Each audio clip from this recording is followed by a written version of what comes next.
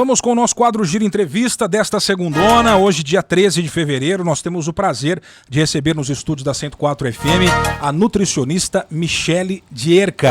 E a gente vai falar especialmente hoje sobre alimentação infantil, que é uma das áreas de especialidade da nossa convidada de hoje, nesse período de volta às aulas. As famílias reorganizando a sua agenda, as famílias preocupadas não só com a comodidade, né, mas também com a saúde, né, com a qualidade da alimentação das crianças nessa volta às aulas. E sem dúvida alguma, a partir de agora, a gente vai ter dicas muito valiosas com a especialista, com a Michele Dierka, nutricionista, convidada a partir de agora aqui no nosso Giro Entrevista. Michele, obrigado por ter aceito o nosso convite. Seja bem-vinda. Boa tarde, tudo bem? Boa tarde, Diego. Eu que agradeço pelo convite. Agora, estava muito baixinho aqui o microfone. Sim. Repita o seu boa tarde, por favor. Boa tarde, Diego. Eu que agradeço pelo convite. Obrigado. Se você tem alguma dúvida acompanhando o nosso programa, na medida do possível, a gente vai trazer aqui para a nossa convidada. Manda aí mensagem de texto, fica mais fácil para a gente acompanhar em tempo real. Manda no nosso WhatsApp, 997726104, beleza? Manda o seu nome, o seu bairro ou cidade para a gente identificar. Michele, primeiramente, queria que você se apresentasse para a nossa audiência, falasse um pouquinho da sua formação, da sua área de especialidade, onde você atua, por gentileza. Então, eu sou nutricionista, né? Sou formada desde 2014, formei pela PUC Paraná e estou atuando na área de nutrição materna infantil há 3 anos mais ou menos. Né? Eu fiz uma troca de área aí no meio da minha carreira. É uma área muito gostosa, né, de trabalhar. Então a gente tem aí muitas demandas, né, em relação à seletividade alimentar, a volta às aulas, né? Lancheiras é um tema bem importante, introdução alimentar, e hoje eu atuo aqui na Integrar. Perfeito. Eu vi que você atua nessa alimentação também para as mães, né? Puérperes, enfim, e alimentação na infância. É mais ou menos isso a sua área, né? Sim. Né? Hoje a gente sabe que a gente chama a área de nutrição materna infantil porque engloba, né, desde ali do período da preparação, né, para gestação, todo o período da gestação, amamentação, né? A gente já tem esse cuidado porque tudo isso vai impactar na saúde, no crescimento e no desenvolvimento ali dessas crianças no futuro. Bacana, Michele. Minha primeira pergunta é qual que é a importância do cuidado com a alimentação infantil durante o período escolar? A alimentação, ela está diretamente relacionada ao desempenho que essas crianças vão conseguir atingir ali, pensando na disponibilidade dos nutrientes. Então, a gente tem nutrientes importantes para fornecer energia, para a construção dos neurônios, para a possibilidade de uma sinapse neural mais efetiva. Então, a criança estar bem alimentada, bem nutrida, né, durante esse período, vai fazer com que ela tenha um melhor aproveitamento desse período escolar.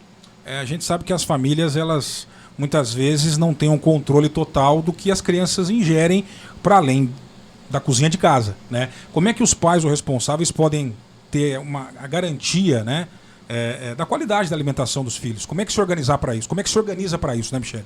Sim.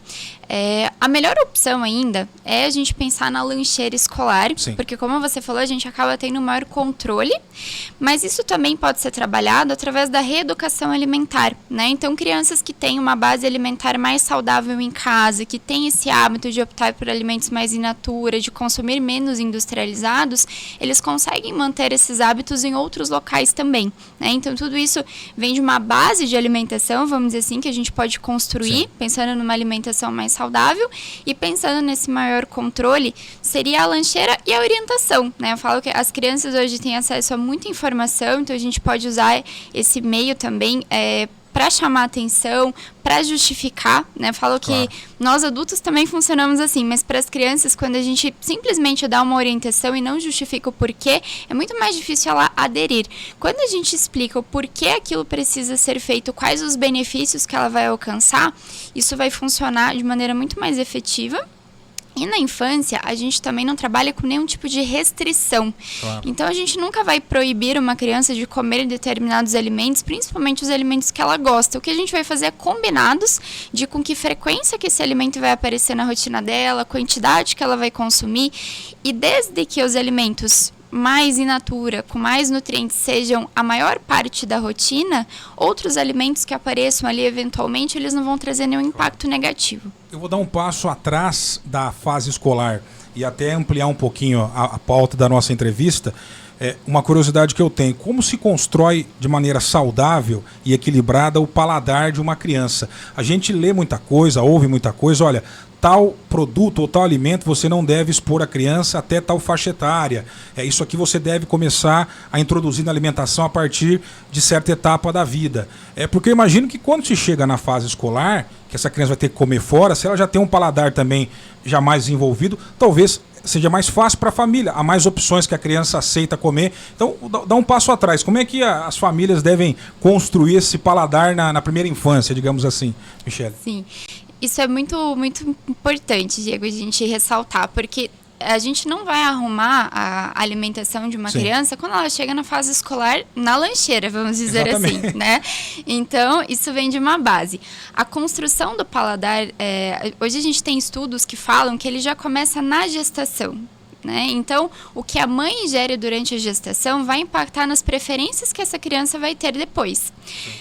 O que a mãe consome durante a amamentação também reflete nessa construção do paladar. Mas isso vai ficar mais acentuado e vai acontecer de maneira mais efetiva na introdução alimentar, né? Que é essa fase ali dos 6 meses até 1 ano, onde a gente fala que o alimento não tem necessariamente função primária de nutrir a criança. O leite ainda continua sendo, né, o principal alimento, mas a criança está aprendendo a comer, né? A gente fala que comer, ao contrário do que muitas pessoas pensam, não é inato. A gente não nasce sabendo comer, a gente precisa aprender. E é um processo complexo que envolve vários sistemas, várias funções do nosso organismo.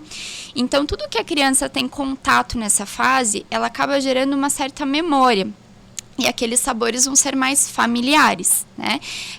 Você comentou sobre as recomendações, né? A gente tem algumas recomendações hoje da Sociedade Brasileira de Pediatria, são recomendações, né, mundiais, de não oferecer açúcar até os 2 anos de idade, até os 2 anos. Até os 2 anos de idade. Nada de açúcar nada refinado. De açúcar refinado, né? A criança vai ter contato com alimentos doces naturalmente, né? Uma banana, por exemplo, amassadinha, é um alimento que é doce, né? Mas a gente não tem necessidade de adicionar açúcar a nenhuma preparação. E a recomendação em relação ao sal, até 1 ano também não adicionar sal por conta da maturação ali do sistema renal. Isso não significa, isso é muito importante a gente frisar, que não significa oferecer para a criança um alimento sem tempero, né? Se eu vou cozinhar uma cenoura e vou oferecer ali sem nada, talvez aquilo não seja tão atrativo, mas eu posso usar um orégano, uma páprica, um outro tempero natural para agregar sabor a esse alimento, né? E nessa fase da introdução alimentar, a gente também fala de oferecer os alimentos separadamente, né? Muitas vezes a gente ouve os pais falarem que até 1 ano comia de tudo misturado na sopinha. A criança não conhecia o sabor dos alimentos de maneira separada. Então, quando a gente faz, né, um acompanhamento dessa introdução alimentar de maneira efetiva para que essa criança tenha contato com esses alimentos, conheça. E isso está presente na rotina da família, porque a criança ela vai seguir também a rotina da família. Né? Essa criança, como você falou, vai ter uma base, né, mais sólida, ela vai ter hábitos alimentares melhores e vai ser muito mais fácil depois manter isso, né, ao longo da infância. Ou seja, ela prova a cenoura e sabe, isso, apresenta o alimento e o sabor à criança, separado do brócolis, separado. É importante não misturar. Isso. Nessa fase, né? Para que ela conheça os sabores e a distinção de um alimento para outro. Isso. A orientação, né, via de regra, é até os 9 meses oferecer de preferência os alimentos todos separados e evitar preparações. Não que uma sopa seja uma opção ruim. A partir ali dos 9, 10 meses pode ser feito e pode ser oferecido porque a criança já conheceu todos esses alimentos, agora eles estão juntos. Mas é importante nesse início que se tenha essa apresentação, né, de 1 por 1. E a gente está falando aqui, né, de introdução alimentar, não posso deixar de falar também de oferecer diversas vezes. Muitas vezes os pais oferecem 2, 3 vezes o alimento, a criança não aceita, não gosta, não vou mais oferecer. Sim. Essa criança ainda não teve oportunidade de se familiarizar, de se acostumar com o alimento, com a textura, com o sabor. Então, a gente fala de oferecer de 15 a 20 vezes cada alimento. Depois que a criança tiver todo esse contato, se ela realmente não gostar... Insistir mesmo, gente. É 15 a 20. Não é 2 vezes. É realmente insistir. Exatamente. Fala que muitas vezes é nós que acabamos limitando o paladar das crianças por essa restrição que a gente acaba fazendo, né? E dessa mesma forma, o oposto também funciona. Às vezes a criança tá olhando você com um pedaço de chocolate na mão, por exemplo, e ela quer pegar, e a gente pensa, tá com vontade, vou oferecer. A criança não sabe que aquilo é de comer, não sabe que aquilo é doce, ela tá curiosa para saber o que você tem na mão. Sim. Muitas vezes não é nem o chocolate, é o papel do chocolate que tá na mão que ela quer, que chama atenção. Então a gente fica às vezes nessa, mas eu não vou oferecer, né, coitadinha, não vai ficar com vontade. Com lombriga, como dizem as famílias. Exatamente. Né? Ela não sabe o que é, né? Ela não vai sentir vontade até o momento que ela for apresentada aquele alimento, experimentar. Ela sabe o gosto do chocolate. De fato, vai ficar com desejo daquele alimento. Exatamente. E é curioso, Michele, enquanto você explicava, eu me lembrei de uma expressão muito comum quando a gente encontra um adulto, um amigo, amiga, e a pessoa, eu não como isso, eu não como aquilo.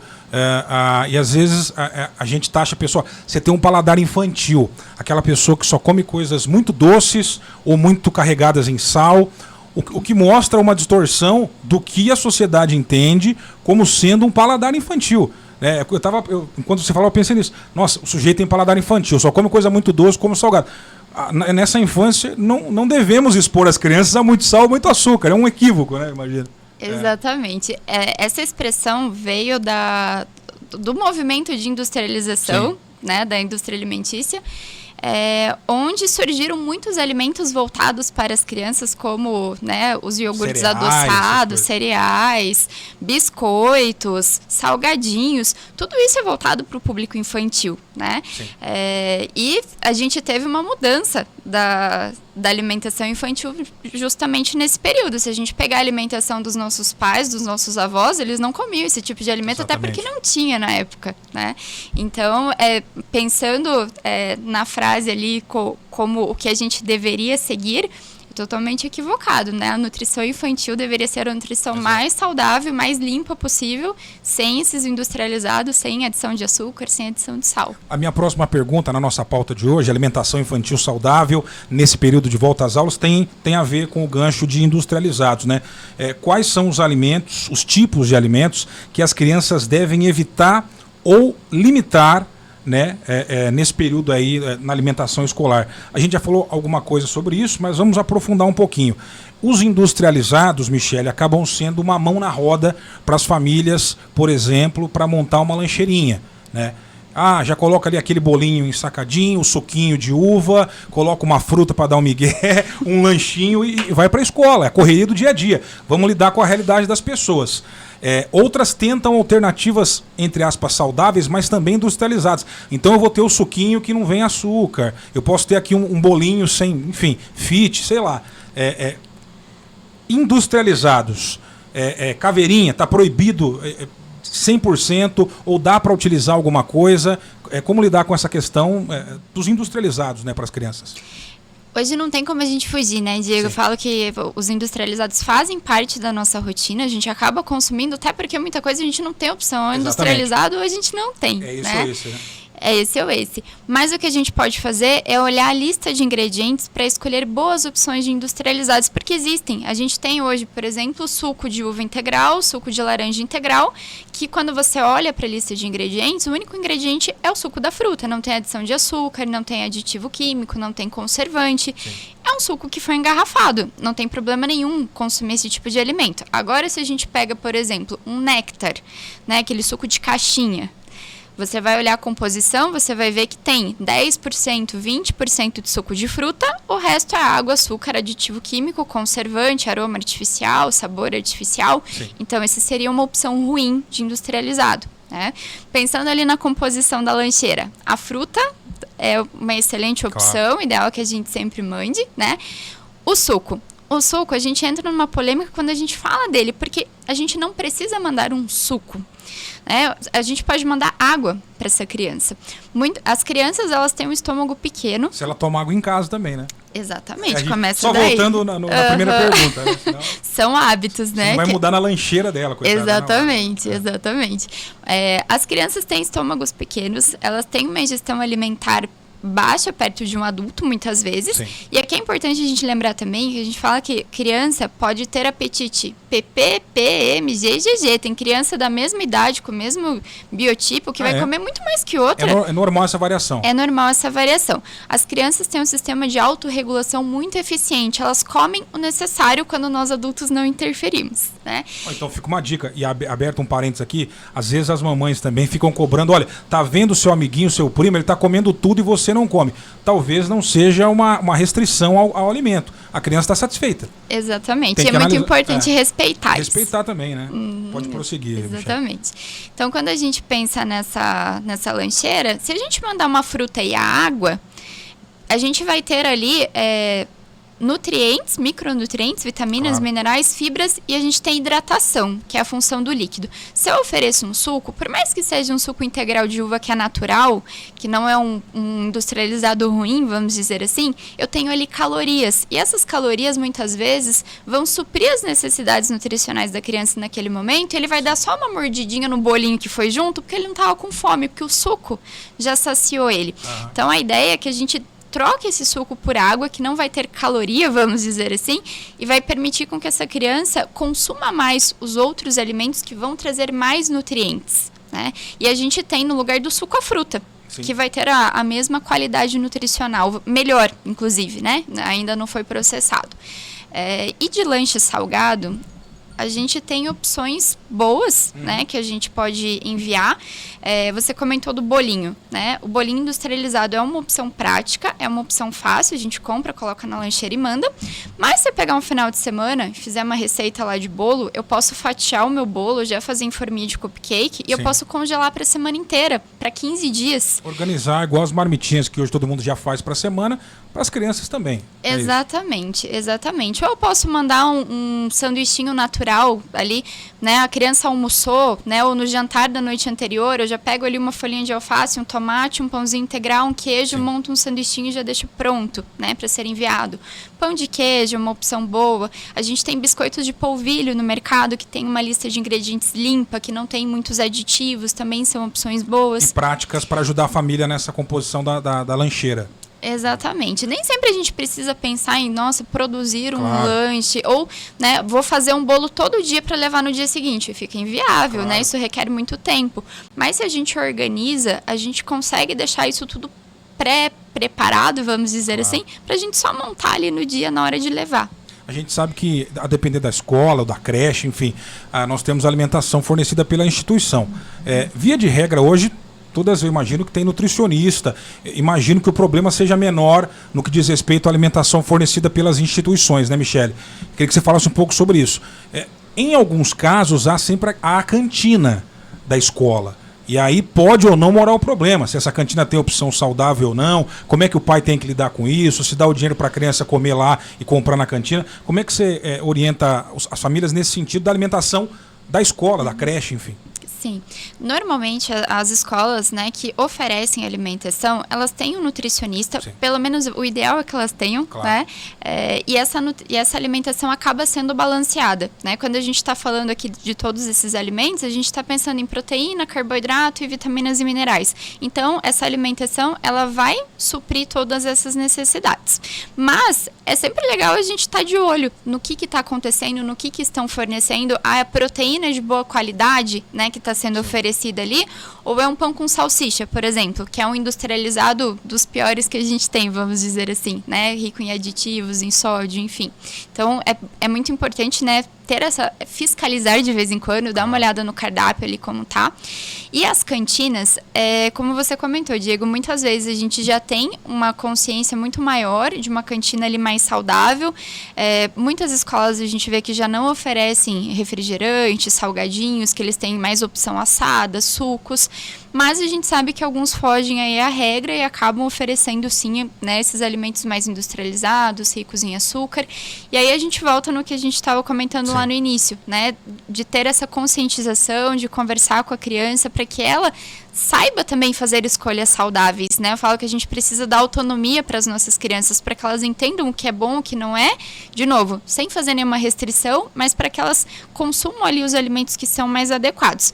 Normalmente, né, é muito fácil a gente falar, né, às vezes é difícil a gente fazer essa conscientização, principalmente quando a gente está fazendo uma mudança de hábitos, as crianças aderirem 100% àquilo.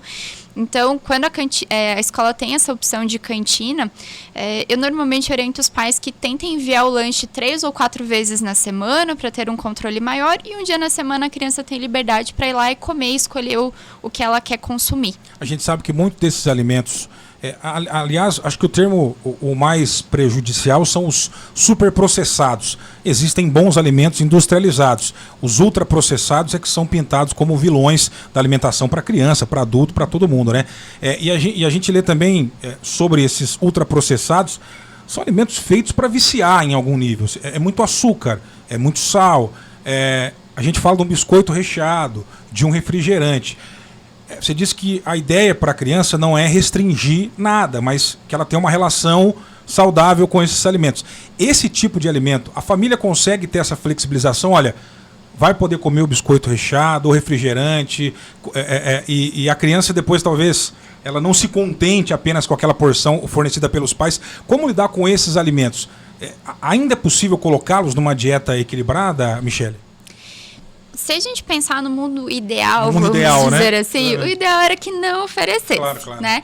E a gente observa, Diego, em famílias que fazem uma introdução alimentar legal, onde esses alimentos nunca fizeram parte da rotina, as crianças não gostam, elas acham muito doce. Quando provam, não gostam. Não gostam, né?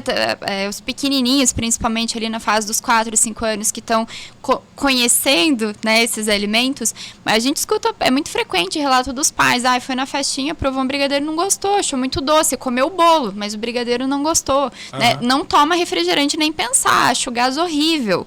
Então, por isso que eu falo que isso vem do hábito mesmo. Do hábito, vem de uma base, né, do paladar ali a ser construído, mas a gente consegue mudar hábitos alimentares em qualquer etapa da vida, né? Quando a gente pensa numa criança que já está habituada a consumir esses alimentos, é um pouco mais longo esse caminho, né, que a gente vai percorrer. E eu falo que o principal é os pais entenderem que é a rotina da família que precisa mudar, não a alimentação da criança, porque você não vai ter o biscoito recheado no armário, a criança não consegue entender que tá lá, ela gosta e ela não pode comer. Só o papai come, ela não. Exatamente, né? Ou que tá a garrafa de refrigerante na geladeira e ela tá com vontade, ela não pode tomar 5 copos um atrás do outro, né?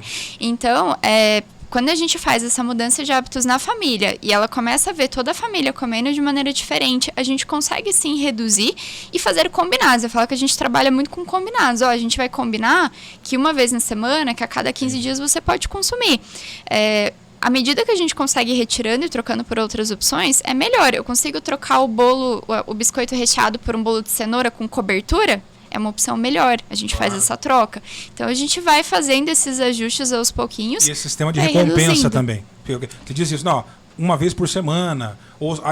Aliás, eu queria perguntar isso. É bom atrelar questões alimentares à recompensa? Só se você cumprir o dever de casa, vai poder tomar um refri. Ou aí também é um caminho errado? Não é bom. Então vamos falar sobre isso. Quando a gente faz isso, a gente está colocando o refrigerante como algo muito bom, que é um prêmio. Né? É tão bom que se você fizer alguma coisa chata, que é o dever da escola, você vai ganhar um copo do refrigerante. Né? Se você come o brócolis, você ganha a sobremesa.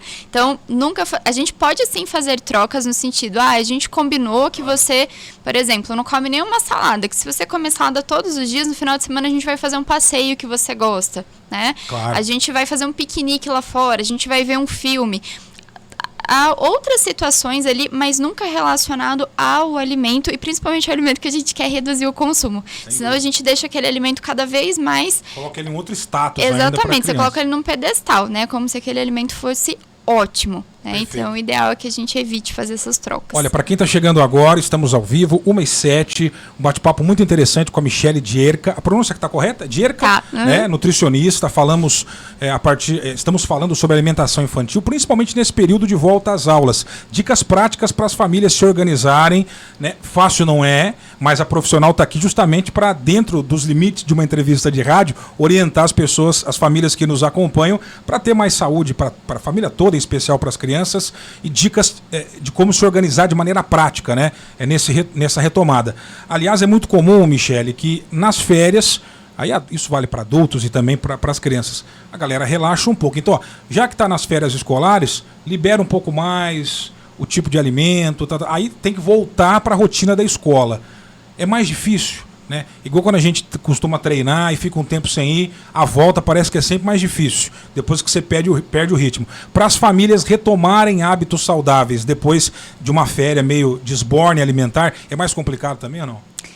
É o que você falou, Diego, é um pouco mais difícil porque criança, ela gosta muito de rotina de maneira geral. Sim. E eles acostumam e eles conseguem seguir aquela rotina de maneira mais tranquila depois de um tempo, tanto que os pais mais sofrem, eu acho, na hora da volta às aulas ali. Muitas vezes a rotina de horário mesmo, de ter que acordar cedo, né, até a criança entrar naquele ritmo.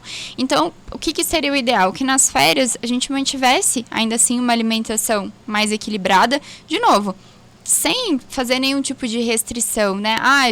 Foi no cinema, vai comer uma pipoca lá do cinema com manteiga. Claro. Não tem problema. Vamos fazer um bolo de chocolate com cobertura pro lanche da tarde, tá todo mundo em casa, foi na casa da avó. Não tem problema nenhum. Mas se a gente troca, vamos dizer assim, aquele lanche que estava equilibrado da lancheira, que era um sanduichinho, um bolinho, uma fruta e uma água. Passa a jantar pizza toda noite. Exatamente. No lanche todo dia biscoito ou salgadinho. Essa criança vai ter mais dificuldade para retomar. Claro. Isso é diferente de você falar que a criança nas férias comeu salgadinho uma vez na semana. Então a gente vai falar muito de frequência e quantidade. Isso impacta muito. Perfeito. O que os estudos mostram, Michele, sobre o impacto da boa alimentação nessa fase de desenvolvimento da criança. Como a gente está falando do ambiente escolar, concentração, acho que é uma virtude importante para quem está nesse processo de aprendizagem, energia, disposição. O que você pode falar para a gente sobre o impacto da alimentação diretamente no desempenho das crianças na escola, né? Sim. A alimentação ela vai trazer consequências, ela vai impactar não só no lanche da escola, mas a alimentação do dia todo, né? Isso é importante a gente falar. Mas a gente precisa, né, para a criança poder crescer e se desenvolver, pensando em desenvolvimento neurológico, de energia, né? Eu falo que essa é a parte mais fácil de suprir, porque via de regra são, né, dos chamados ali carboidratos, que a gente encontra com facilidade em quase todos os alimentos, mas a gente precisa também de proteína, que é um nutriente importante para a construção da estrutura do neurônio, né? Então, quando a gente está construindo conhecimento, né, a gente está com o nosso sistema neurológico ali, né, a pleno vapor funcionando, e esse nutriente é importante para essa construção. E se a gente for todos os nutrientes vão ter ali, né, a sua importância. Eu falo que hoje é muito difícil a gente pontuar, né, esse ou esse, né, é um conjunto, mas as vitaminas do complexo B, elas têm um papel fundamental porque elas vão fazer parte da transmissão daquele impulso nervoso, do que a gente chama de sinapses neurais, né, então acaba sendo um nutriente muito importante também para esse horário. Então, se essa criança, né, não comeu bem no dia, não comeu bem na semana, que a gente fala que uma refeição não traz impacto, né, hoje ela não fez o lanche da tarde. Isso não vai trazer nenhum impacto negativo para o processo de aprendizagem, de memória dela ali. A longo prazo. Exatamente. Mas se é uma criança que ela está há 1, 2, 3 semanas, se ela tem uma rotina de alimentação ruim, isso acaba impactando. Importante. As crianças que não foram expostas a alimentos saudáveis, que têm aí um hábito mais associado a alimentos ultraprocessados, mas que, como você disse, todo mundo pode mudar isso em qualquer fase da vida, inclusive nessa infância. Como os pais podem começar a introduzir alimentos melhores, mais saudáveis? Quais são as dicas? Trabalhar de forma lúdica talvez é uma ferramenta. Quais são as dicas da nutricionista para começar a introduzir alimentos mais saudáveis na dieta das crianças, até para aquelas que, às vezes, meu filho é difícil de comer, né? Ele tem, só come um tipo de alimento, recusa o resto. Quais as dicas para o dia a dia das famílias, nutricionista? Vai depender muito da idade. Eu falo que a gente tem abordagens diferentes. Então, quando a gente tem uma criança menor, muitas vezes esse alimento ele vai entrar na brincadeira. Né? O feijão que a criança não come, a gente vai colocar o feijão na caçambinha do caminhãozinho para carregar pela casa. Né? trazer essas crianças para o preparo dos alimentos. Você fala que toda vez que elas se sentem parte do processo, é muito mais fácil aquilo ser incorporado na rotina do que algo que chega pronto em cima da mesa. Então, isso pode ser desde ir no supermercado, na feira, ajudar a escolher, ver o que chama atenção, o que gostaria de experimentar, trabalhar também a questão do preparo em casa. Mas né, meu filho é muito pequenininho, não vai me ajudar a preparar nada, mas ele consegue te ajudar a guardar, nem que seja de mentirinha, para tirar da sacola e colocar numa bacia do outro lado da sala, né? Então, trazer, né, realmente essas crianças para ter contato com o alimento. E a gente fala que quando a gente pensa no ato de comer, o comer é o último estágio de uma escala que a gente precisa para chegar lá. Tem crianças que às vezes não toleram nem a presença do alimento no ambiente, né? Se eu tenho fígado em cima da mesa, meu filho não chega na sala. Cebola, né? Ele não chega perto, ele não come nem o que está do lado. Isso pode estar associado ao quê? Essa repulsa por um determinado alimento? Pode ser o que a gente chama de neofobia alimentar, que é o medo por ser novo, porque é um alimento diferente, que não está na rotina dela, que ela tem medo de provar, né? Pode estar relacionado a questões sensoriais, então tem crianças que têm dificuldade com a textura do alimento, com o aroma do alimento, né? Muitas vezes pode ser algo comportamental, né? Às vezes aquilo já está ali tão a longo prazo que acaba virando mais um comportamento do que uma restrição fisiológica, vamos dizer assim, né? E essas questões sensoriais, elas são algo que impacta não por preferência, não é que a criança não quer comer. Muitas vezes ela até gostaria de experimentar de tanto que a mãe pede, mas ela tem realmente uma limitação. Quando ela pega naquele alimento, quando ele põe aquele alimento na boca, ela tem dificuldade para processar a informação que ela está recebendo.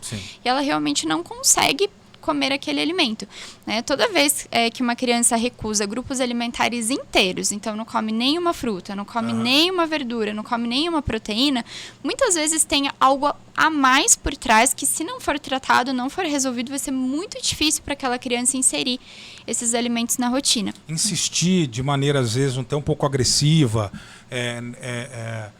chantagear para que a criança coma, ou às vezes, então se você não vai comer isso, não vai comer nada, até ficar com fome e comer. São coisas que a gente observa no dia a dia de muitas famílias. E muitas vezes falta informação. Nosso papel aqui nesse momento é justamente levar informação a essas pessoas. Prejudica esse tipo de hábito? Quais são os impactos negativos que eles podem trazer para o desenvolvimento da criança? Prejudica. Fala que na infância, além de estar aprendendo a comer, vamos dizer assim, a gente também está construindo nossa relação com o alimento. Então, tudo que a gente coloca na rotina dessa criança, de restrição, de proibição, ou então no sentido de forçar a comer mesmo, isso vai trazer um impacto na relação que ela tem com esse alimento, e isso se estende depois ao longo da vida adulta. Né? Então, do mesmo jeito que a gente não deve restringir, falar que está proibido comer determinado alimento, a gente também não vai insistir para a criança coma algo que ela não quer ou algo que ela não se sente à vontade. Né? Muitas vezes, essa criança que tem dificuldades ali sensoriais, por exemplo, ou que tem uma neofobia alimentar, se você falar que se ela não comer o chuchu, ela não vai comer mais nada, ela vai ficar sem comer nada, porque ela não tem condições psicológicas, fisiológicas de comer o chuchu naquele momento. Né? São crianças que não adianta você falar que vai deixar com fome, ela vai ficar com fome, ela não vai comer outra coisa. Né?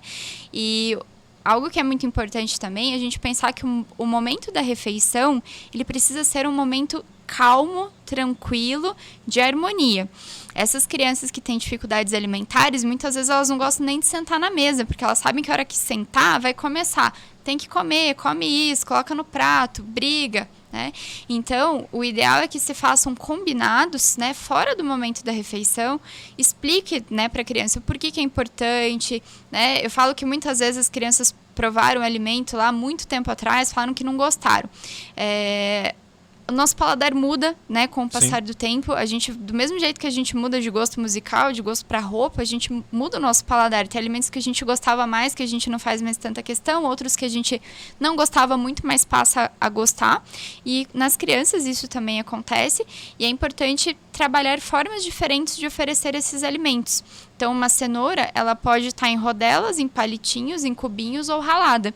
E isso tem sabor diferente, e para a questão sensorial muda muito. Ela pode ser cozida, pode ser feita no vapor, pode ser assada, pode estar crua. Isso também vai mudar. Os temperos que a gente adiciona vão trazer um sabor completamente diferente. Então, a gente falando só na cenoura, a gente consegue pensar em 30, 40 maneiras diferentes de oferecer. E é isso que a gente precisa trazer. Às vezes a criança não gosta daquele alimento refogado que é mais molinho, mas uma cenoura crua, por exemplo, ela vai gostar. Ou ao contrário, o que é cru, o que é crocante, para ela não é agradável, mas o que é cozido, que é quentinho e é mais mole, ela consegue comer com mais facilidade. Seja, oferecer uma gama diversificada de alimentos e observar o que agrada, né? Exatamente. A criança. E além dos tipos de alimento e de uma diversidade de alimentos que necessariamente vai causar uma diversidade de nutrientes, né? Para essa criança, a preocupação com a quantidade, Michele, e aí já puxando o gancho dessa pergunta para distúrbios alimentares nessa fase de infância, pela sua experiência, o que você pode falar para a gente? Se tem se tornado mais comuns distúrbios alimentares, quais são esses distúrbios e a preocupação que a família tem que ter com a quantidade. Como descobrir essa quantidade ideal, tanto para montar uma lancheira, também para montar o prato na casa da criança? O que você pode falar para a gente?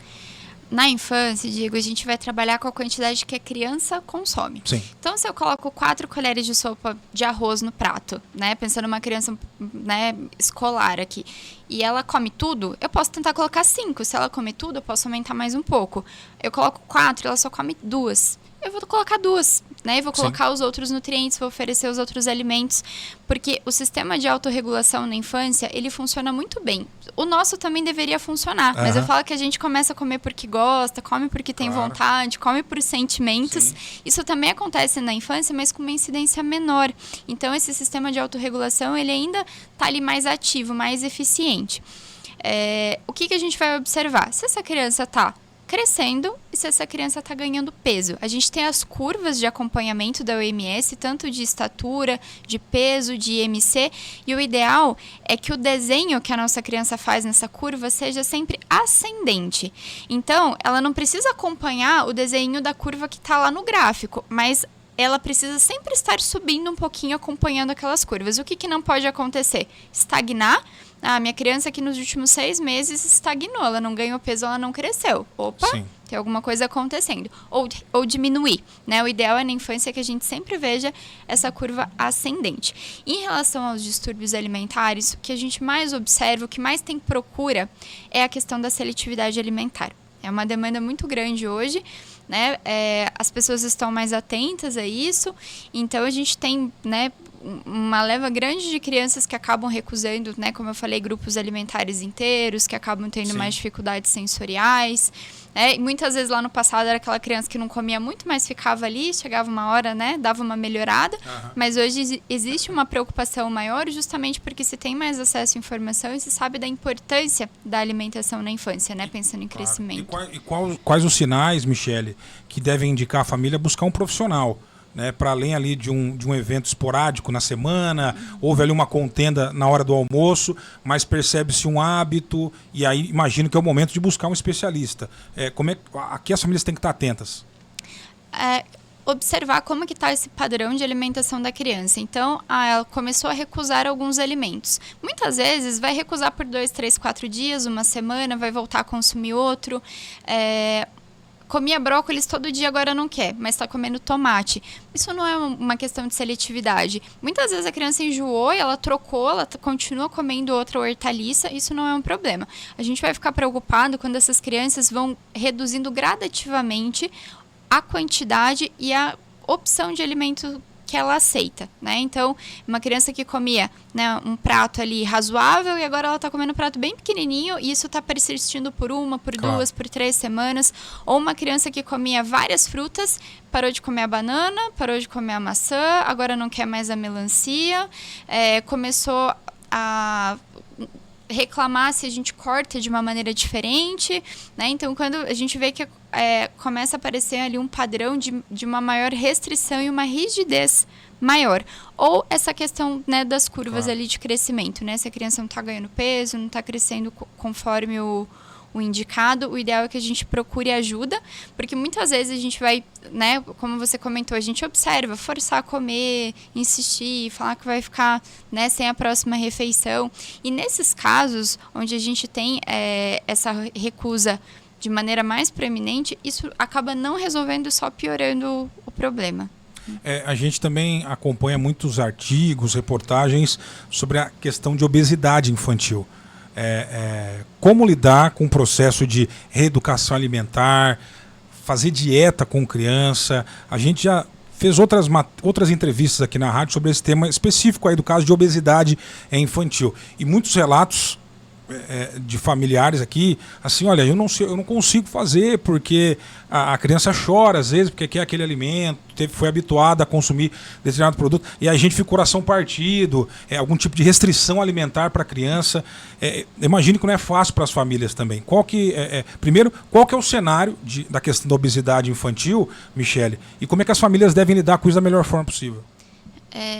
É crescente, tá, Diego? Vem aumentando. Assim como a gente vê também um aumento na população adulta, na infância tem se acentuado muito nos últimos anos. Sim. As previsões são de aumentar ainda mais, justamente por conta desse padrão de alimentação que a gente tem hoje, né? Mais industrializado, com alimentos ricos em gordura, rico em carboidrato. E o que é importante frisar aqui também, antes da gente pensar, né, nas estratégias, é que a obesidade na infância, ela muitas vezes vai fazer com que essa criança acabe desenvolvendo problemas crônicos que apareceriam, se aparecessem só lá na vida adulta, como colesterol elevado, diabetes, hipertensão. Então, é muito comum hoje a gente ver criança com esse tipo de doença crônica. Sim. E uma criança obesa, ela tem muito mais chance de ser um adulto obeso depois também, né? Então é muito importante essa intervenção, pensando em qualidade de vida e pensando em longevidade, né? Também. Na infância a gente não vai fazer restrição nem para essas crianças que estão obesas, com sobrepeso.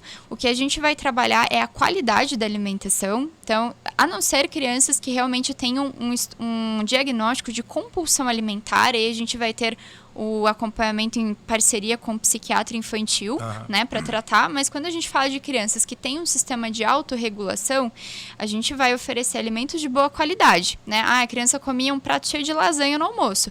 A gente vai oferecer arroz, feijão, salada, legume, carne, e a gente não vai alimentar a quantidade. Ela vai comer o quanto ela sentir necessidade, saciada, exatamente. Por quê? Na infância, a gente não pode limitar nutrientes porque essa criança está crescendo. Também, exatamente. Né? E a gente nunca vai trabalhar com meta de redução de peso.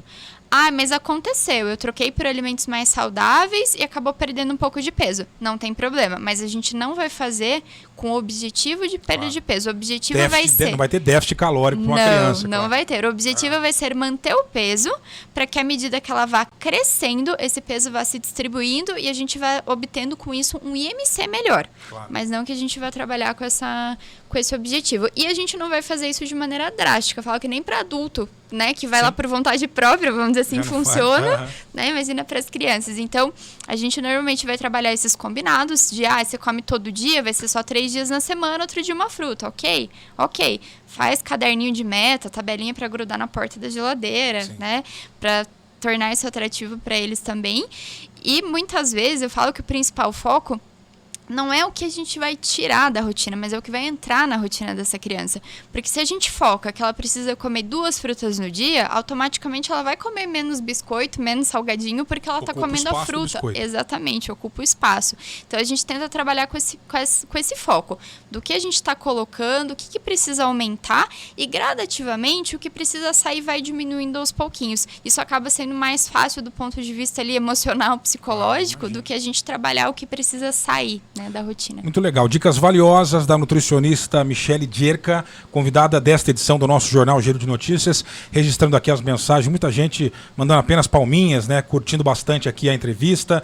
A Cassiana Martins, por exemplo, mandando um abraço para a convidada. Aqui, ó, tem uma ouvinte compartilhando a experiência dela. Aline, Diego, uma dica para as mamães. Aqui em casa, eu sempre dou um jeito de colocar mais vitamina e nutriente na comida dos meus filhos, aproveitando a água do cozimento de alguns legumes. Exemplo, a beterraba, né? Eu aproveito a água que eu cozinho para fazer a gelatina. O purê de batata, eu saio do tradicional e adiciono uma mandioquinha, uma batata doce junto com a batata normal. E até inhame eu misturo também. Meus filhos sempre comem e gostam muito. Tá aí a Aline dando algumas dicas nutricionais. Tá bem, Aline? Tá bem sim, a gente pode aproveitar, a gente Sim. pode enriquecer preparações, então vou fazer uma carne moída. Posso ralar uma abobrinha, ralar uma chuchu, ralar uma cenoura, colocar junto com essa Sim. carne moída. O que é importante? O que a gente não pode fazer? Quando eu tenho uma criança que é seletiva, que tem restrições alimentares, e eu escondo aquilo na comida, então, por exemplo, ela come carne de panela. Sim. Eu ralei a abobrinha, porque a abobrinha ela não come, e eu falei que não tinha abobrinha. Essa criança comeu e viu que tinha, ela perde a confiança em mim. A partir dali, tudo que eu faço, ela vai desconfiar. E o Eu que achei mais? que era um bom truque. Não faça. Não, pode fazer, mas não pode esconder ou omitir. Tá. Né? Se é uma criança que come de tudo, eu não preciso falar para ela, eu ralei uma abobrinha e coloquei aqui. Se é uma criança que é seletiva, eu também não preciso anunciar para ela que a abobrinha tá lá, mas eu preciso deixar em pedaços que ela veja, para que ela escolha se ela vai querer comer ou não. Não faça aquele. Olha, você gostou da comida, querida? Gostei. Sabe o que tinha aí? Cebola. Você nem viu. Aí a criança, não, mas tinha cebola. Não pode. Não Essa pode. surpresa não é legal. Não é legal porque isso está relacionado à confiança. Olha E só, quando a gente interessante. pensa em algo que a gente vai colocar dentro do nosso organismo, é algo que é muito íntimo, né? Verdade. Eu falo que quando a gente pensa em cebola, né? Mas eu como cebola. Quando eu falo que tem cebola na comida do meu filho, é algo normal, todo mundo come Sim. cebola. Mas pra gente fazer uma analogia, para essas crianças, muitas vezes, é a mesma coisa de você falar, olha, tinha uma minhoca no meio da comida, né? Porque é algo O que ela impacto não... psicológico dela. Exatamente, algo que ela não gosta, que ela não confia, que ela não se sente à vontade para comer. E você escondeu, ela comeu sem saber, aquilo tá dentro dela, né? Sim. Então traz um impacto ruim nesse sentido. Uma outra pergunta que eu tenho aqui, Michele, hoje é muito comum algumas famílias elas terem restrições alimentares por convicção, por ideologia. As famílias são vegetarianas, veganas ou algo do tipo. Para além de questões fisiológicas, é uma posição, né, de visão de mundo de algumas famílias. Há uma criança nesse contexto. E aí a gente entra quase que num debate talvez mais ético do que nutricional, se você vai restringir a criança de comer determinado alimento porque os pais, por alguma convicção, não comem. E aí eles vão tentar um substitutivo. Como essa é uma questão do nosso tempo, né? Isso já aparece, por exemplo, na clínica, no consultório, essas questões de, olha, eu não como isso, minha esposa não, eu também não quero oferecer para o meu filho, como é que eu vou substituir? Já é algo comum, digamos assim, no atendimento de vocês no dia a dia? Acontece, principalmente, Diego, a questão do vegetarianismo, né, que você comentou, é o que é mais comum. E muitas vezes esses pais não oferecem porque é algo que não faz parte da rotina deles, né? Aquilo não é algo que tem em casa, então é a mesma coisa, fazendo uma analogia lá, pensar no biscoito recheado, se é algo que eu não como, meu filho não vai comer, né? E não é um problema desde que o ajuste daquela alimentação esteja adequado, porque quando a gente retira proteína animal, por exemplo, a gente tem maneiras de substituir, mas isso precisa ser feito de maneira adequada. Falo que, eu vou tirar e vou colocar mais um ovo. Muitas vezes isso não vai suprir, né? Vou colocar uma colher a mais do feijão aqui de leguminosa no lugar da carne. Então é importante, né, pensar no equilíbrio nutricional ali da alimentação dessa família. Se essa família tem uma alimentação que está equilibrada, não tem problema nenhum a criança seguir, né, aquele estilo de vida, aquela mesma rotina alimentar. E aí, como você falou, é uma questão muito mais ética. Vai ficar a critério dos pais se elas vão em algum momento oferecer para a criança escolher se ela quer comer aquele alimento ou não, ou se não, se ela vai entrar ali no ritmo da família, enquanto ela estiver ali, ela vai seguir, né, aquele padrão alimentar. Aí a gente observa essas duas vertentes. Tem famílias que acabam mantendo a criança exatamente na mesma rotina, outras famílias introduzem ali, né, depois de uma certa idade, a proteína animal e vê se a criança aceita bem ou não, e aquilo pode ser que fique ou não na rotina. Muito bom. Michele Dierka, nutricionista, convidada de hoje do nosso Giro de Notícias. Agradeço demais a sua presença. Peço que nessas considerações finais você, se quiser arrematar, uma última dica de ouro para os pais irresponsáveis, não irresponsáveis, e os responsáveis também, eu quero dizer, sobre cuidados com a alimentação das crianças, em especial na volta às aulas. E também, Michele, se você tem algum @ Instagram, para quem quiser acompanhar o seu trabalho, publicações que você possa fazer sobre o assunto, tirar dúvidas, fique à vontade aí para divulgar também. Não, tá ótimo. Eu acho que o que talvez a gente possa deixar aqui de mensagem final é para pensar em uma lancheira mais simples e descomplicada, que a gente não precisa pensar em grandes preparações ou em mandar uma coisa diferente todos os dias, né? A gente pode pensar aí nos bolinhos, no pão de queijo, fazer um sanduichinho em casa. Pode ser só um pãozinho com queijo, é uma boa opção, né? Sempre enviar as frutas. Não cair naquela de, eu mandei 2 vezes, voltou. Continua oferecendo, dando oportunidade para que a criança, né, possa consumir esse alimento. E pensar que essa rotina, né, de alimentação escolar, ela também é reflexo da rotina como um todo.